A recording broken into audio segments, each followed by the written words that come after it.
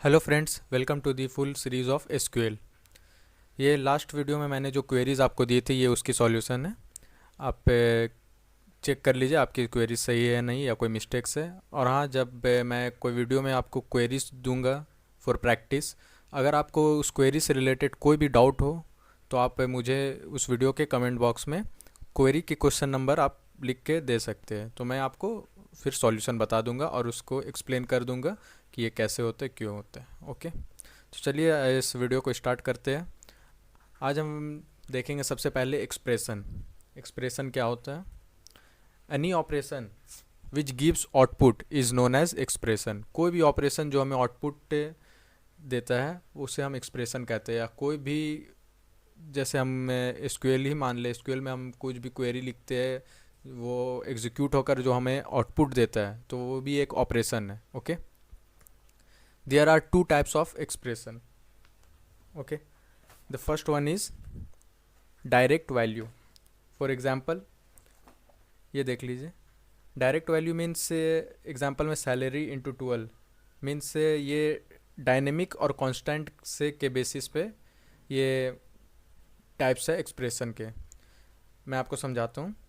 ये जैसे salary into 12, salary क्या है? ये डायनेमिक है। डायनेमिक मीन्स, डायनेमिक बोले तो चेंज हो सकता है, वो कांस्टेंट रन नहीं रहता है, वो चेंज हो सकता है। तो सैलरी हमारी चेंज हो सकती है, ठीक है, सैलरी चेंज हो सकती है।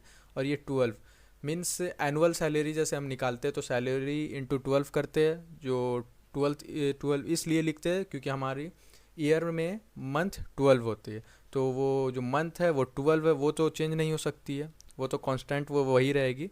तो means combination of dynamic and constant is direct value, and next one is immediate value. For example salary plus commission. Okay, salary क्या है? सैलरी जैसे मैंने अभी बताया, सैलरी डायनेमिक है, वो चेंज हो सकती है। एंड कमीशन, जब सैलरी चेंज हो रही है, बोनस भी चेंज होती है, तो कमीशन भी तो चेंज होगी। दोनों डायनेमिक है। So combination of dynamic and dynamic is said to be as immediate value. Okay, next इससे रिलेटेड एक दो क्वेरी देख लेते हैं। सबसे पहले चलिए, write a query to display employ name, job and 15% hike in a salary. Okay, चलिए एग्जीक्यूट करते हैं इस क्वेरी को।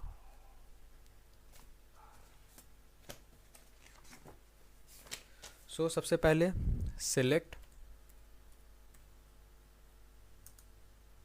ई name comma job and 15% hike in a salary. Okay, तो इससे हम कैसे लिख सकते हैं? सबसे पहले सैलरी हमें कर देंगे, सैलरी में 15% हाइक है। ओके, तो salary into 15 divided by 100 plus salary. हम ऐसे लिख सकते हैं। इसका मतलब ये, जैसे आप तो परसेंटेज तो निकालने जानते ही होंगे, 15%, 10%, 20%, ये हमने परसेंट निकाला और ये जो एक्चुअल सैलरी थी उसमें ऐड कर दिया। ठीक है, यहाँ तक तो आपको समझ आया होगा। नो फ्रॉम ईएमपी, चलिए एग्जीक्यूट करते हैं। देखिए ई नेम हमारी सब पूरी ई नेम आ गई, जॉब सारी जॉब्स आ गई, 15% हाइक इन अ सैलरी, ये सैलरी जितनी सैलरी है उसमें 15% हाइक होकर हमें आउटपुट मिल गया। ओके, नेक्स्ट एक और क्वेरी देखते हैं। Write a query to display employ name, job, 25% deduction in annual salary. Okay, 25% deduction है यहाँ पे, और वो भी एनुअल सैलरी पे है, सैलरी पे नहीं है। एनुअल सैलरी मीन्स एनुअली जितना उसे मिल रहा है उसमें 25% डिडक्शन है। ओके, तो इसका क्वेरी कुछ ऐसा होगा। सबसे पहले तो हमें सिलेक्ट एम्प्लॉय का नाम चाहिए, ई नेम, जॉब चाहिए, job, and now deduction 25% deduction. तो सबसे पहले सैलरी, डिडक्शन मीन्स माइनस होगा, जाहिर सी बात है, minus in bracket salary into 25 divided by 100, okay, from employ table. ठीक है, ये देखिए सारी ई नेम हमारी आ चुकी है, जॉब और सैलरी एनुअली जो है उसमें से 25% डिडक्ट करके ये आई है। ओके, नेक्स्ट हम देखते हैं अलियास नेम। अलियास नेम क्या होता है? It is a alternate name और temporary name given to the column.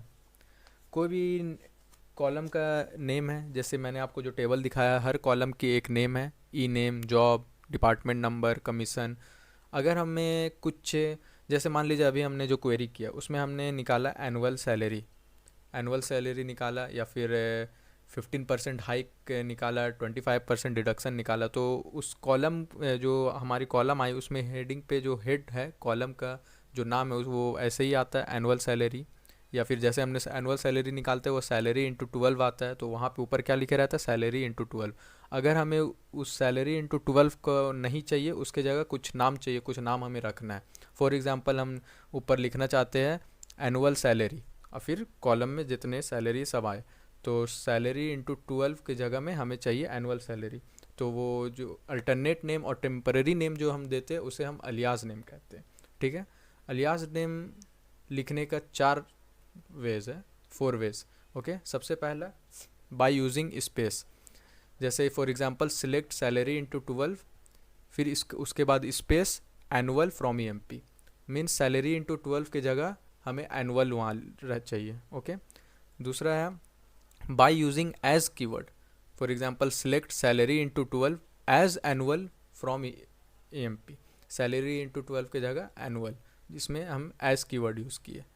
Third way by using underscore, select salary into 12, अगर हमें लिखना है एनुअल सैलरी तो हम एनुअल स्पेस सैलरी नहीं लिख सकते, select salary into 12 annual underscore salary from EMP। And the last ways is by using double quote, select salary into 12 annual salary को एक और तरीका लिखने का, डबल कोट के अंदर आप एनुअल सैलरी लिख दीजिए, आ जाएगा। ठीक है, नेक्स्ट देखते हैं डिस्टिंक्ट क्या होता है।